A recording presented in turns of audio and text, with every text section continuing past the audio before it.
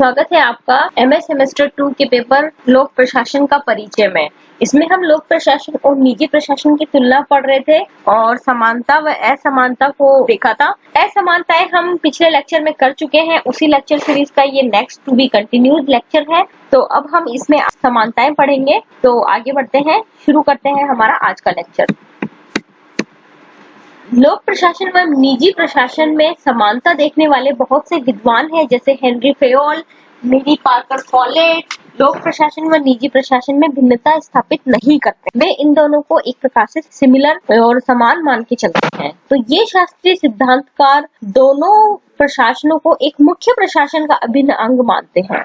Henry Fayol प्रशासन को एक ऐसा विज्ञान बताते हैं जिसे निजी और सार्वजनिक दोनों पर समान रूप से लागू किया जा सकता है। तो इस प्रकार से एक ऐसा विज्ञान जो दोनों पे समान रूप से लागू होगा, तो कहीं ना कहीं इन दोनों प्रशासनों में वे कोई अंतर नहीं देखते हैं। हेनरी फेयोल के अनुसार सभी उपक्रमों को योजना, संगठन, आदेश, सहयोग और नियंत्रण इत्यादि कार्यों की आवश्यकता होती है और ये सारे कार्य एक समान सिद्धांतों पर आधारित होते हैं और ये सिद्धांत समान रूप से लोक प्रशासन और निजी प्रशासन दोनों को संचालित करने के काम में आते हैं। तो इस प्रकार से फेयोल दोनों प्रशासनों में कोई असमानता नहीं देखते हैं। फिर दोनों प्रकार के प्रशासनों में समानता को यदि हमें अच्छे से समझना है तो इसके कुछ प्रमुख बिंदु हैं। तो हम बिंदुवार तरीके से समानता को समझेंगे, जिसमें पहला बिंदु है एक समान कुशलता। यह माना जाता है कि निजी प्रशासन हो या लोक प्रशासन हो, दोनों के कार्मिकों की, दोनों के जो कर्मचारी है, व्यक्ति है, उनमें जो मानव संसाधन लगा है, उन दोनों को समान रूप से कुशल होना आवश्यक है। यदि लोक प्रशासन है तो जो सिविल सेवक है उनमें कुशलता होनी चाहिए, और निजी प्रशासन है तो जो व्यवसाय करने वाला व्यापारी है या उसके नीचे फैक्ट्री में काम करने वाले कर्मचारी हैं, वो सभी का कुशल होना बहुत आवश्यक है ताकि समान उद्देश्यों की प्राप्ति की जा सके। फिर है तकनीक और प्रक्रिया, यानी लोक प्रशासन और निजी प्रशासन दोनों ही प्रकार के प्रशासनों में जो तकनीकों का इस्तेमाल किया जाता है, जैसे कि कंप्यूटर से लेकर टाइपराइटर, कलम, रजिस्टर, लेखांकन का कार्य हो या किसी और प्रकार की तकनीक या उपकरणों का उपयोग करना हो, प्रशासनों में दोनों ही एक ही प्रकार से यूज किए जाते हैं। वैसे ही जो प्रक्रिया है यानी जो पद्धतियों का इस्तेमाल है वह भी दोनों प्रकार के प्रशासनों में समान रूप से किया जाता है। फिर है लाभ का सिद्धांत। आजकल ये माना जाता है कि न्यू पब्लिक मैनेजमेंट यानी लोक प्रबंध के जोड़ दिए जाने के बाद लोक प्रशासन भी अब लाभ के सिद्धांत पर कार्य करता है, क्योंकि बहुत से सार्वजनिक उपक्रम, सार्वजनिक कंपनियां ऐसी हैं जो यदि लाभ के सिद्धांत पे काम नहीं करेंगी तो उन कंपनियों को घाटा होगा और अल्टीमेटली उन्हें सरकार को बंद करना पड़ जाएगा। तो लाभ के सिद्धांत पर कार्य किए बिना लोक प्रशासन के भी कुछ उपक्रम नहीं चल सकते हैं। फिर है दोनों प्रकार के प्रशासनों का एक दूसरे पर प्रभाव। कहते हैं कि लोक प्रशासन का निजी प्रशासन पर और निजी प्रशासन का लोक प्रशासन पर समान रूप से प्रभाव पड़ता है। जैसे बहुत सारे सरकारी स्कूल निजी स्कूलों के प्रबंध को देखकर अपने स्कूल में जो सुधार के प्रयास करते हैं, और बहुत सारी जो सार्वजनिक कंपनियां हैं जैसे जीवन बीमा की कंपनियां या अन्य कंपनियां, उनको देखकर जो प्राइवेट बीमा की कंपनियां हैं वो अपने नियम, कानून और प्रबंधन की व्यवस्था करती है। तो इस प्रकार दोनों ही प्रकार के प्रशासन एक दूसरे से प्रभावित हुए बिना कार्य नहीं कर सकते। फिर है एक प्रकार के नियंत्रण की व्यवस्था। दोनों ही प्रशासनों को नियंत्रण की आवश्यकता होती है, बिना नियंत्रण के प्रशासन को नहीं चलाया जा सकता, और यह नियंत्रण की व्यवस्था चाहे आंतरिक रूप से हो या बाह्य रूप से हो, यह नियंत्रण की व्यवस्था दोनों में ही समान रूप से पाई जाती है।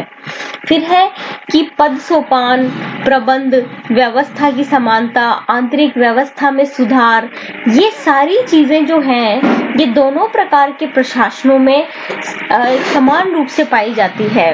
निजी प्रशासन में भी अधीनस्थ और अधिकारी संबंध पाए जाते हैं, प्रबंध पाया जाता है, जो व्यवस्था है वहाँ की वो किस प्रकार से काम करनी है, मैनेजर को ऑर्डर देना है, बाकी लोगों को उस ऑर्डर को फॉलो करना है, वह व्यवस्था समान रूप से पाई जाती है। जो इंटरनल सिस्टम है वो भी दोनों प्रशासनों में समान रूप से पाया जाता है और सुधार करने के प्रयास इन दोनों प्रकार के प्रशासनों में पाए जाते हैं। तो यह इसके कुछ समानता के और भी बिंदु हुए। फिर है सेवाओं की कुशलता पूर्वक आपूर्ति। चाहे लोक प्रशासन हो या निजी प्रशासन हो, वे जनता के समक्ष अपनी सेवाओं या उत्पादों की आपूर्ति करने के लिए अधिक से अधिक कुशल बनना चाहते हैं और अधिक से अधिक दक्ष बन के समय से आपूर्ति करना चाहते हैं। तो ये उद्देश्य दोनों प्रकार के प्रशासनों का अल्टीमेटली सेम होता है। फिर है कि निजी प्रशासन भी बहुत से लोक कल्याण के कार्यों में योगदान देता है।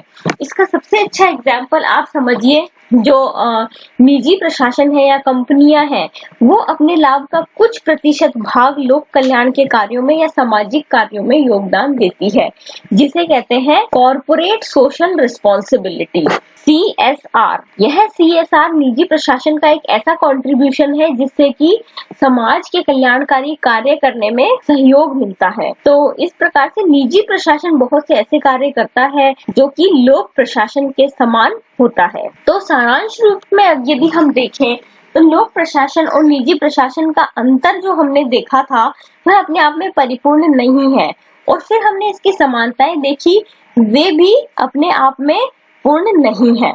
तो ना समानता ही है और ना ही असमानता है। दोनों ही प्रकार के प्रशासन जहां जनता को सेवाएं प्रदान करने के लिए हैं, और नव लोक प्रबंधन ने लोक प्रशासन में निजी प्रशासन की कुशलता को मिलाकर लोक सेवाओं की उपलब्धता को और अधिक प्रभावी और कल्याणकारी बनाया है। वहीं दोनों के वातावरण में अंतर को स्पष्ट रूप से देखा जा सकता है। यानी ना तो हम इन दोनों को एकदम समान रूप से कह सकते हैं और ना ही दोनों के अंदर बिल्कुल असमानताओं को हम इग्नोर कर सकते हैं। लोक प्रशासन और निजी प्रशासन दोनों की अपनी अपनी एक पहचान है, और दोनों ही प्रकार के प्रशासनों को हमें यह मान के चलना चाहिए कि दोनों को जनता के कल्याण के लिए और समाज की सेवा के लिए कार्य करना चाहिए। फिर हम देखते हैं कि यदि कानूनी और प्रशासनिक रूप से देखा जाए तो दोनों प्रकार के प्रशासन में क्रियाओं, निर्णय, वित्तीय संभावनाओं के आधार पर अंतर देखने को मिलता है। दोनों प्रकार के प्रशासन में कुछ आधार पे अंतर भी देखने को मिलता है। तो दोनों प्रकार के प्रशासन एक ही सिक्के के दो पहलू हैं, अपनी विशेष पहचान, मूल्य और तकनीकों के कारण एक दूसरे से पृथक भी है और जुड़े हुए भी। आज का ये लेक्चर यहीं खत्म होता है, जिसमें हम लोक प्रशासन और निजी प्रशासन की तुलना कर रहे थे, और इसी के साथ हम नेक्स्ट अपने लेक्चर में आप सभी से जुड़ेंगे, जिसमें हम FW टेलर का वैज्ञानिक प्रबंध सिद्धांत पढ़ेंगे। Thank you so much.